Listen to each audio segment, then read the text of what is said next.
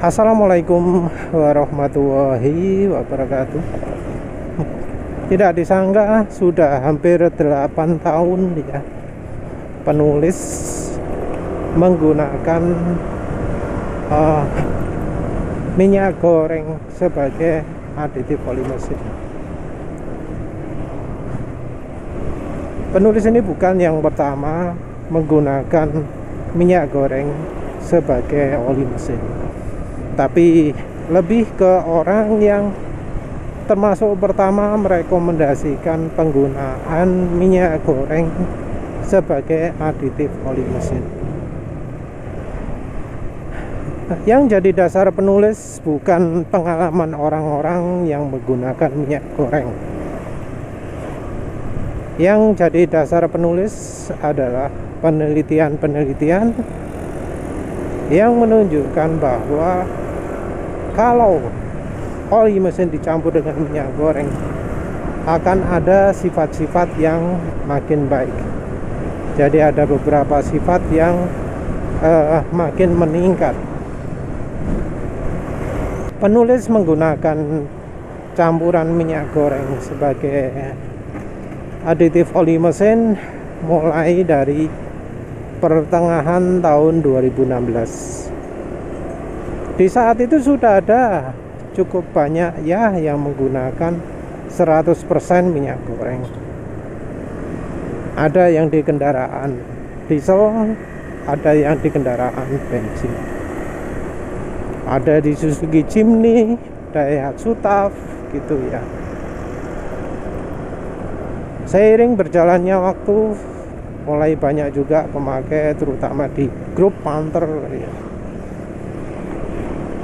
Kalau di grup Panther ya tentu saja tidak hanya pada minyak gorengnya saja sebagai campuran oli mesin, tapi minyak goreng sebagai campuran bahan bakarnya. Karena ya penulis tahu sendiri ada yang menggunakan minyak goreng sebagai bahan bakar mobil solar.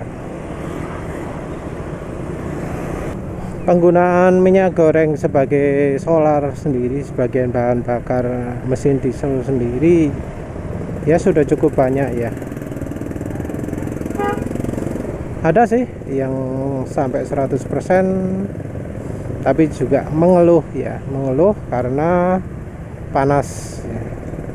Tentu juga karena harganya yang lebih mahal, karena minyak goreng paling murah pada saat itu mungkin 12.000 ya. Jadi harga minyak goreng masih belum mahal, 12.000 itu sudah 2 kalinya solar.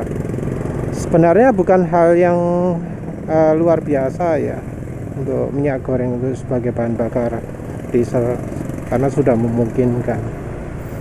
Orang di luar Jawa banyak juga yang mencoba seperti itu karena harga solar di luar mahal. Harga solar di luar Jawa itu mahal. Ya, penulis sampai pernah dengar juga kan ya, solar itu sampai ada yang menyuling sendiri kalau di daerah Kalimantan atau Sumatera kayaknya. Tapi balik lagi lah, penggunaan minyak goreng sebagai aditif oli mesin. Apa sih perubahan yang terjadi selama 8 tahun ini? Apa yang berubah? Yang berubah kalau menurut penulis adalah kualitas oli sekarang jauh lebih buruk ya. Ya entah mengapa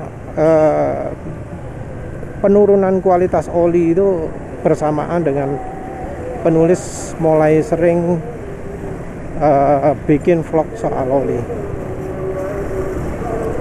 Jadi bersamaan dengan penulis mulai bergeser ke vlog,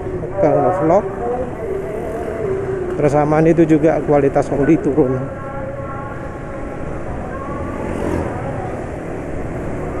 Jadi penulis masih sempat merasakan oli Bardahl yang masih oke, oli Repsol yang masih oke, oli Total yang masih oke, Total yang botolnya merah, oli Bardahl yang botolnya merah, oli Repsol yang gambarnya masih belum ganti kemasan ini.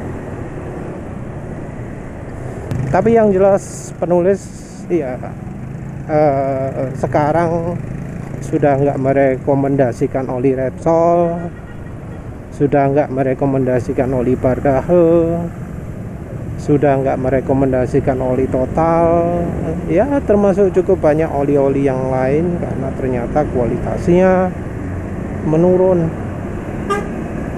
Olinya tidak sebaik masa lalu. Ya sayang sekali ya, oli itu kualitasnya makin lama makin turun. Ada oli yang memang dari dulu sudah buruk, tapi ya orang baru tahunya sekarang, tapi itu nggak banyak.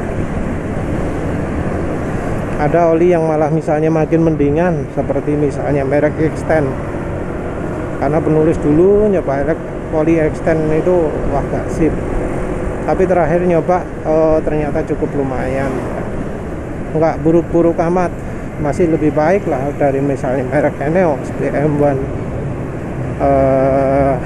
Castrol gitu ya.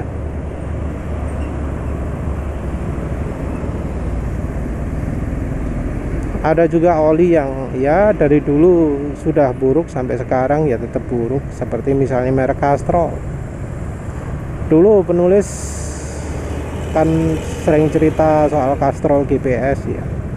Begitu Castrol GPS bingung penulis, beli apa lagi nih oli yang cukup bagus. Penulis coba semua oli Castrol aktif, Castrol Go, Castrol Power One, Castrol Scooter gak ya. Menurut penulis wis podo ae ya. Penulis butuhnya yang kental. Ternyata ya mengecewakan, mulai dari yang aktif Go, Power One wis rusak kabeh. Kemampuannya turun semua. Beda jauh dengan Castrol GPS yang penulis coba. Ya ternyata kemudian penulis ya sempat ngerasakan lagi Castrol GPS yang ternyata memang Castrol GPS itu top. Olinya memang benar-benar oke.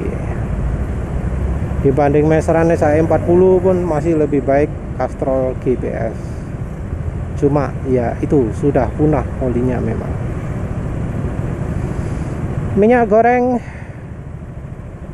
penulis dari dulu sampai sekarang rupanya ya nggak pernah bisa cocok pakai 100%.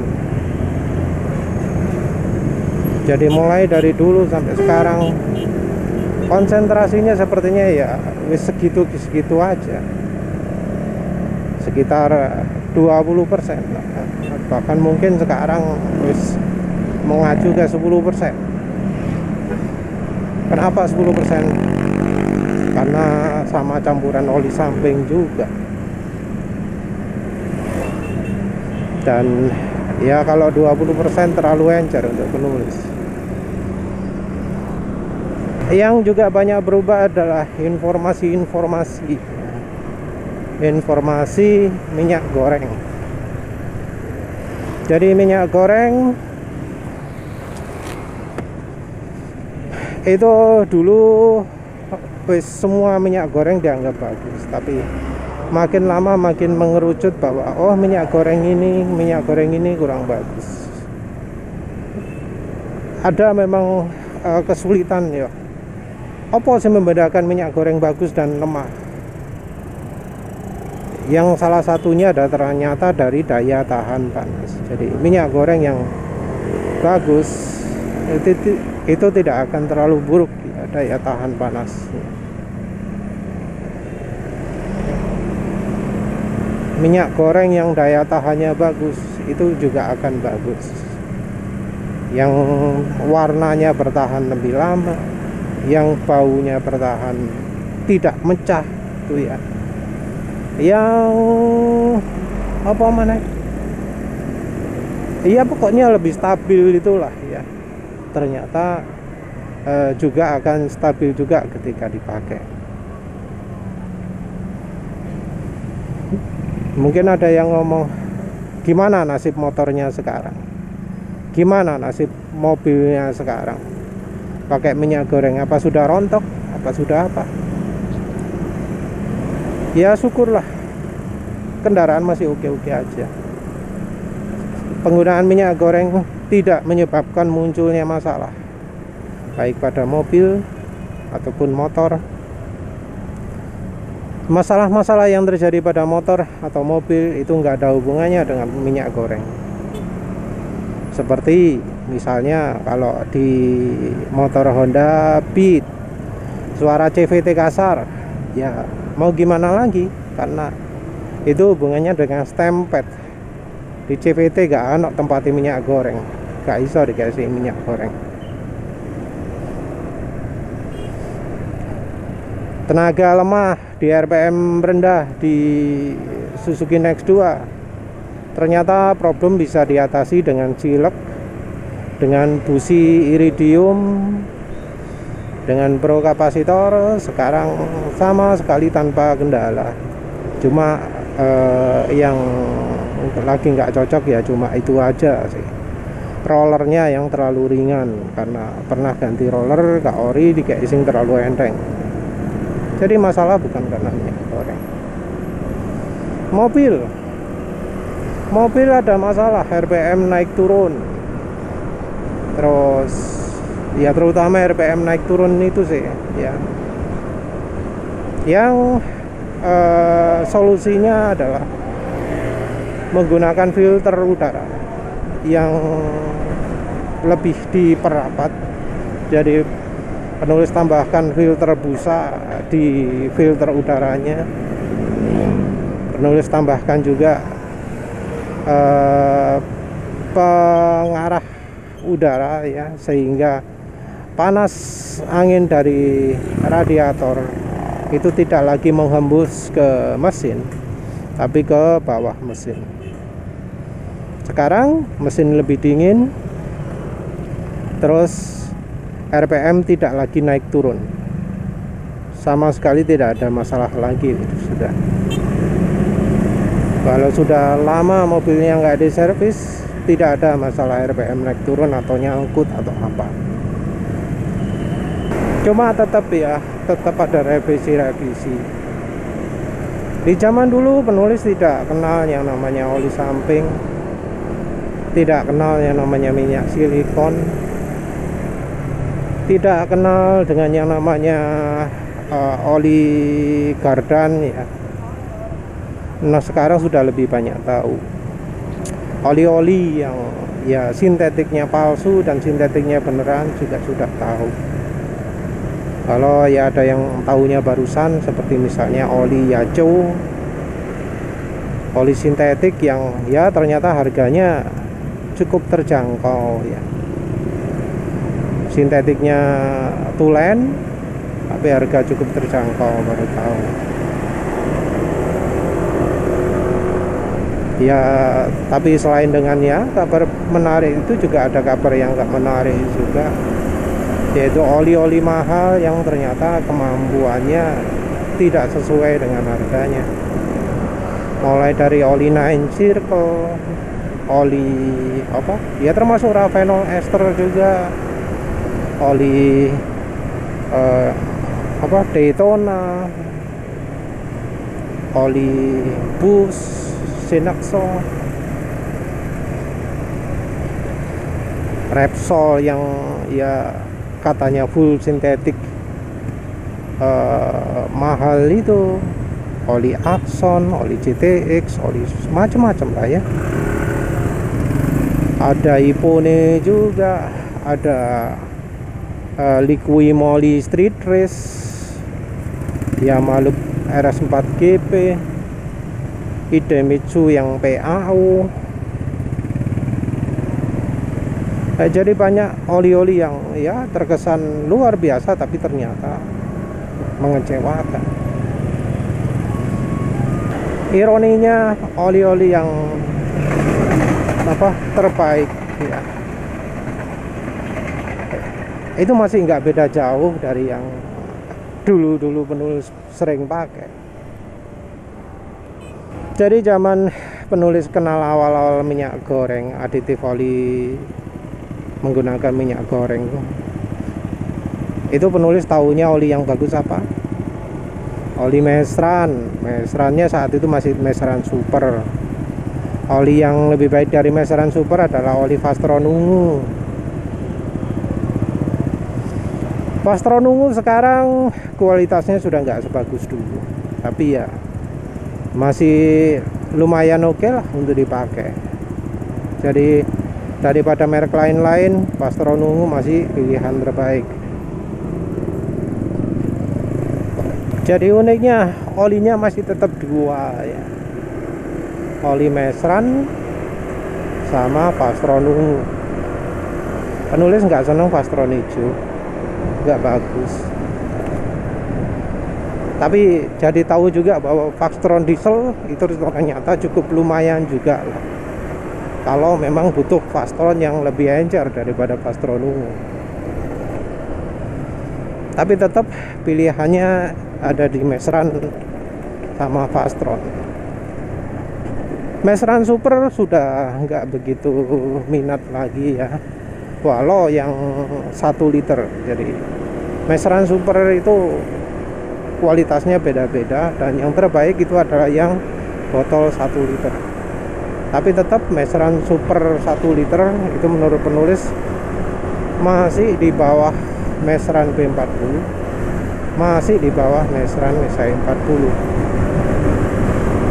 Jadi yang sekarang penulis tetap pakai minyak goreng, cuma justru rasionya lebih sedikit daripada zaman dulu, karena sudah ada oli samping juga. Jadi ada oli samping Gasoli G1000 atau Evalup 2T botol hijau. 5% oli samping, minyak gorengnya antara 5% sampai 10%.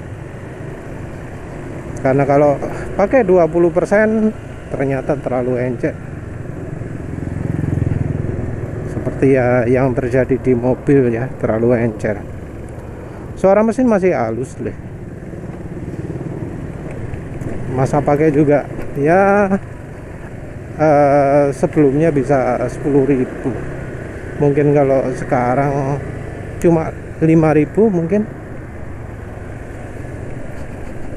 Tapi yang jelas penulis masih nggak akan berhenti pakai campuran minyak goreng. Hanya konsentrasinya saja yang berubah. Karena ya juga sudah nemu oli yang cukup stabil kekentalannya. Kalau daerahnya cukup dingin, mungkin ya penulis pakai oli Yacho yang 100% sintetik.